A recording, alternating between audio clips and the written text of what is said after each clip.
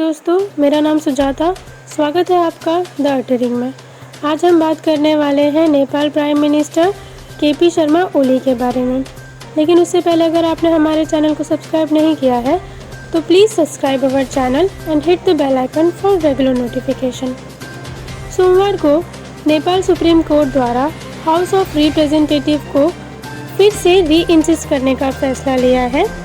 जिस प्रकार भारत में लोकसभा और राज्यसभा होते हैं, उसी प्रकार नेपाल में नेशनल असेंबली और हाउस ऑफ रिप्रेजेंटेटिव होते हैं, जहां से सरकार चुनी जाती है। अब पिछले 5 महीनों में 2 बार हाउस ऑफ रिप्रेजेंटेटिव को केपी शर्मा ओली द्वारा डिसॉल्व किया गया और नए चुनाव करने के निर्णय लिए गए। लेकिन अभी खबर ये आ रही है कि सुप्रीम कोर्ट ने इस निर्णय को नकारते हुए मिस्टर केपी शर्मा ओली को प्राइम मिनिस्टर के पद से हटा दिया है और 18 जुलाई को हाउस ऑफ रिप्रेजेंटेटिव को री इंसिस्ट करने का फैसला लिया है। और इसी के साथ साथ अपोजिशन लीडर शेर बहादुर देउबा को 2 दिन के अंदर अंदर प्राइम मिनिस्टर बनाने जाने का भी फैसला लिया है। और इसी के साथ साथ अपोजिशन लीडर शेर बहादुर देउबा को 2 दिन के अंदर प्राइम मिनिस्टर बनाया जाएगा। यहाँ तक कि दोस्तों मैं आपको बता दूँ, मिस्टर केपी शर्मा ओली पिछले 2-3 महीनों से माइनॉरिटी गवर्नमेंट की सरकार चला रहे थे और वे वोट ऑफ कॉन्फिडेंस भी हार गए थे। इसके बावजूद भी उन्हें सरकार चलाने का मौका दिया गया, लेकिन वो सरकार चला नहीं पा रहे थे और उन्होंने हाउस ऑफ रिप्रेजेंटेटिव को डिसॉल्व कर दिया और कहा वे जल्द ही चुनाव करवाएंगे।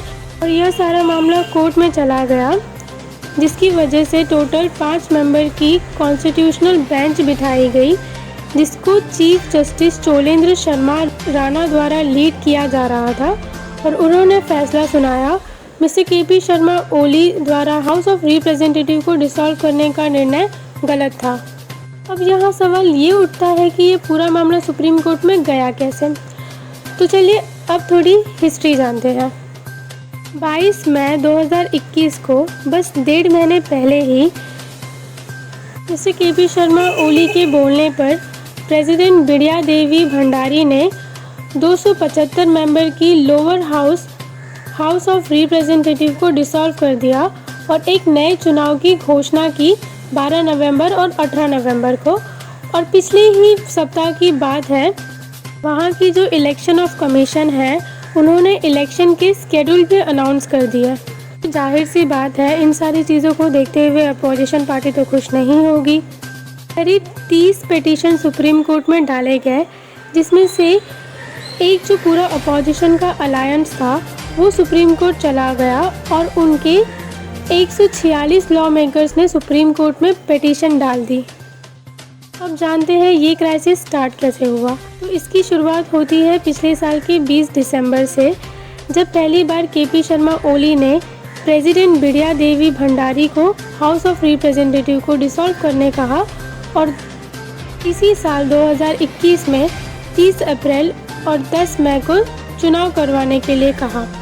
लेकिन चुनाव होने से पहले ही सुप्रीम कोर्ट ने इस डिसीजन को साइडलाइन कर दिया। नेपाल में 2 हाउस है, नेशनल असेंबली और हाउस ऑफ रिप्रेजेंटेटिव, और सब कुछ इसी से तय होता है। और यहाँ पर आप देख सकते हैं 275 मेंबर है, जिसमें से सरकार चलाने के लिए 50% से ज़्यादा मेंबर की ज़रूरत होती है। और काफ़ी आराम से मिस्टर केपी शर्मा ओली की जो पार्टी है एनसीपी, उनके पास 174 मेंबर थी। लेकिन ये जो 174 मेंबर थे, ये 2 पार्टी से मिलकर बनाए थे, सीपीएन माओइस्ट सेंटर और सीपीएन यूनिफाइड मार्क्सिस्ट लेनिनिस्ट। एक ही पार्टी में 2 बड़े लीडर थे, तो जाहिर सी बात है मतभेद तो होना ही था और आगे चलकर यही हुआ। उसके बाद जो पुष्प कुमार दाहाल है, ये अलग हो गए और इसी कारण से मिस्टर केपी शर्मा ओली की सरकार डगमगा गई। उसके बाद मिस्टर केपी शर्मा ओली ने वोट ऑफ कॉन्फिडेंस को हाउस के अंदर बुलाया और इसी भी वे हार गए। और इसी कारण से सुप्रीम कोर्ट ने मैंडामस का इस्तेमाल किया और मिस्टर शमशेर बहादुर और मिस्टर शेर बहादुर देउबा को प्राइम मिनिस्टर बनाने का फैसला लिया। तो आज की वीडियो में बस इतना ही। अगर आपको ये वीडियो पसंद आई हो तो प्लीज़ इसे लाइक और शेयर करना ना भूलें। आने वाली देश विदेश की खबरों को जानने के लिए जुड़े रहिए और देखते रहिए द अटरिंग। धन्यवाद।